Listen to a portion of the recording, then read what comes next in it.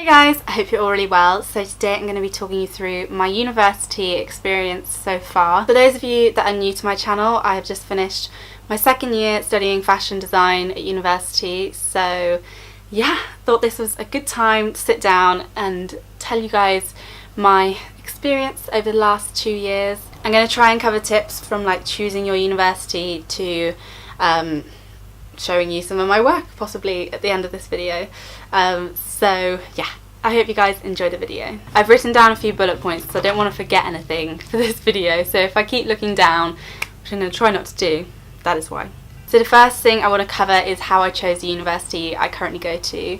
And one of the main things for me is that I didn't want to be too far away from home, just because I'm a very homey person. I like going home a lot. I like knowing that if I need to go home and I've forgotten something, it's not too far away, so I kind of chose something within like a 2-hour radius. And so when I was looking into unis, I'd look on a map and sort of see whereabouts was 2 hours away, and then just look at all the universities in those different areas. I also looked at websites that said which fashion unis were the best unis to go to and everything like that. And I also knew that I didn't want to be in London, so that was like ruling out quite a few. And then once I had a list of universities that I kind of was a bit interested in, I looked up all of their open days and like booked onto them. This is such an important thing to do because this is how I chose my university. Like, I would not have made the right choice if I just did it by their website, because lots of these universities have lots of money to put into websites to make it look amazing, and then when you get there you realise that all the courses are different, contact time is different, and everything is just slightly different at different unis. And also I'm a very vibey person, which sounds really cringe, but when I came to the open day for the university that I'm currently at, I just straight away was like, yep, I feel comfortable here, like I can see myself working in this studio. So I'd say a lot of it is to trust your gut when you go to these open days and just make sure you find out what the course is like, because all of them are different. It's not like school where everyone pretty much has to do the same thing. Also, I wouldn't worry too much about accommodation. If it's not very nice, don't worry, because that kind of makes everyone in a more communal effort to come together, even though it's horrible. So I wouldn't worry too much about the accommodation. Obviously worry about it a bit, but yeah, mine wasn't very nice, but my university is lovely, so you kind of gotta weigh up the pros and cons of each one. Now I want to talk about the difference between first and second year. When I was doing first year, I did think it was a little bit of a piss take, not gonna lie. I think if you're like me and you like constructing garments and you already know quite a few little bits about fashion, because all of my A-levels were basically art-based, I felt like I was quite ahead in that sort of sense. So first year was really, like, took a while for me to feel like I'd learnt anything, which was really annoying. But I think it's pretty similar wherever you go, which is a shame because you're spending £9 a year and you're not getting taught that much. Obviously I did learn some things in first year, but I just thought that it wasn't so full on. Like, I thought I'd get to university and just be overwhelmed with the amount of work that I had, but I really wasn't. So yeah, in first year we learnt how to make a shirt, I think it was, and then we did a denim project as well. And we did learn like lots of little helpful bits. So if you don't have a good first year, don't worry about it, because the grades don't count. And you'll be learning things but just not realising it. Like, we learnt how to use a photo studio properly, and just little bits like technical flats, and useful things, but just it wasn't like what I was expecting of university when I came. So yeah, don't be too worried, because second year it gets a lot better. So in second year, our first project, we had to recreate a whole outfit from a designer that we had to choose out of like 6 designers, and they were all menswear designers, so we like had to try out menswear, which I was okay with, but like I'd have preferred to learn more about women's wear, because that's what I want to do. And I did really enjoy that project, and I learned a lot about tailoring, which I actually realised that I quite enjoy doing now. So that was fun. And then the other part of that project, we had to create another outfit that we think would fit into the catwalk collection. So yeah, all of this work is up on my Instagram. I will put like images up when I talk about these projects, but if you want to go and follow it, there'll be a link down below. And then after that we had a project all about creating your own fabric and just sort of thinking a bit outside the box, which was fun, but I don't really like my outcome from that, which was like a pink dress. But anyway, moving on. Then I think that was it for the first semester, and then we moved on to create a collection where we had to like pretend we were going to create our own collection and make 2 whole outfits from that collection, and like photograph them and do like everything for it, and that was really fun. That's probably my favourite one so far. And then we did a little accessories project to go alongside that, and then our final sort of major project for this year was with a designer called Ashish. So it was a live project, so he actually came in and like sort of told us what he'd wanted to see, and then we all sort of had to like interpret it a bit differently. So yeah, second year has been a lot more full on. I've made so many more garments this year, and it's just been more of what I expected university was going to be like, studying fashion design, so that's really good. And I think it's also helped that this year I have not been living in halls.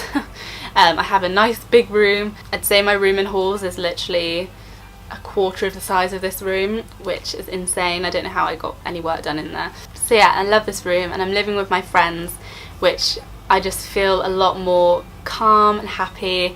Don't have to go out all the time because literally all my friends are within the proximity of where I live. And yeah, I'm just a lot happier in second year. I wasn't loving first year, just course-wise, but yeah, really happy with second year. I want to talk a little bit about fabric suppliers. I used to get all of my fabrics, this is like A-level, from a shop in Kidlington in Oxfordshire called Freelance Fabrics, and it's a pretty good fabric shop. But now that I've been at university, I can like really appreciate good fabrics from London shops. So my favourite ones to go to are McCulloch and Wallace. They do really good trimmings, and like downstairs they have lots of zips and like just more trimmings downstairs. So that's a really good place to go. And then the second one that I discovered in second year is the Cloth House, and they do some gorgeous like natural fibre fabrics, but then they also do like other interesting fabrics in their downstairs bit. Cloth House also has a like factory warehouse shop in, I think it's in Camden, but I just haven't been to it yet. I think they open on Fridays in term time, but yeah, I haven't been to that one. There's another shop which is quite pricey called Missoma, but I've been in there and I've just never bought fabric, but I probably will in third year. But that's also another fabric shop in London. These are all sort of down the same street, the 3 I've just suggested. And then if you want to go somewhere else where the fabrics are a bit cheaper in London, then Shepherd's Bush, there is like a whole road full of fabric shops that are like quite cheap. They're not really cheap, but they're pretty cheap. But then if you want to go for the cheapest of chips, then Fabricland is a great place to be.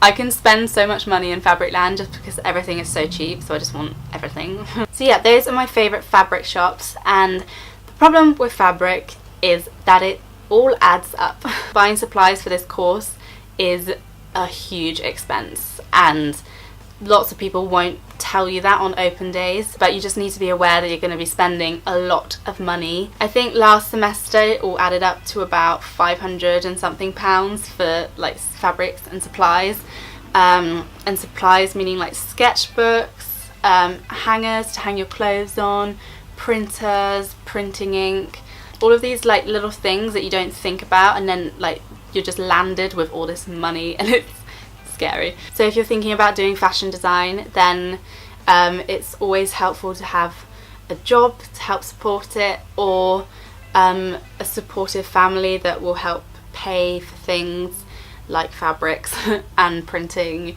and sketchbooks. So just be very aware that it is a pricey degree to do. I own quite a few fashion books, and there was like a big suggested reading list before I went to uni, and I literally bought all of the books thinking that I'd need all of the books, and I really didn't. So I would wait until you get to university and see if any of the books would actually be useful for your course. This book was not on the suggested reading list, but it is like the one that I found the most useful, which is so annoying. It's quite an expensive book, but I think I found it on Amazon for like used. But it's basically Flats Technical Drawing for Fashion. It's all about drawing technical flats and like the right way to do it. So if you guys are on your summer holiday and you're just about to go to university, then have a play with Illustrator and like get working on your technical flats, because they're really important, because they will do a lot on this at university, and it's just such a useful book to have. I also find it useful now, like if I've done like maybe a drawstring, I'll be like, oh, how on earth would I do a technical drawing of that? Then it will be in here and I can like use it for reference. So yeah, it's a very useful book. I will leave it linked down below. One of the main things I get asked is how I structure my time, and that is something that I've just had to be really strict with myself on. I think having this YouTube channel has also made me more structured and like more determined to get the work done before the deadline, so I have time to do filming. So yeah, maybe having like a little job alongside university would be helpful, because then you can like really structure your time well. I write a lot of to-do lists. That was quite hard to say. I write a lot of to-do lists, and that helps a lot. But it also can stress me out quite a lot. So sometimes I will like highlight parts on my to-do list and I'll make sure I get them done by the end of the day. And also, just like a random tip that's not really to do with productivity, but it kind of is for me, is keeping a tidy room.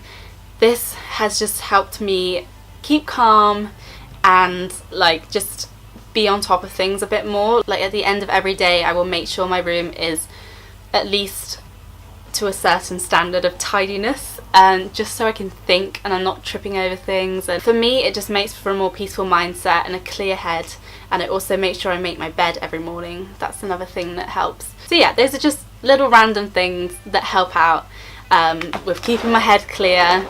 And now I'm going to show you guys some of my work. I think I'll start off by showing you guys my portfolio from the end of second year. Oh, actually, before I show you my portfolio, I want to show you a little technical pack that we have to create. This is like following on from that book I was talking about earlier. So yeah, we have to do like a technical pack for every single outfit in our lineups, and we also have to do like specifications and costings of certain outfits. So I'm gonna have to like blank the first bit of my portfolio because it's got my name on it. Okay, so this is my portfolio, but I'm trying to blank my name and email address. So this is my first page. For my first page, I try and keep it clean and just like give an idea of what I'm about as a designer. So like this shows that I'm a women's wear designer. I like creating slightly girlier stuff, and yeah, I love photography.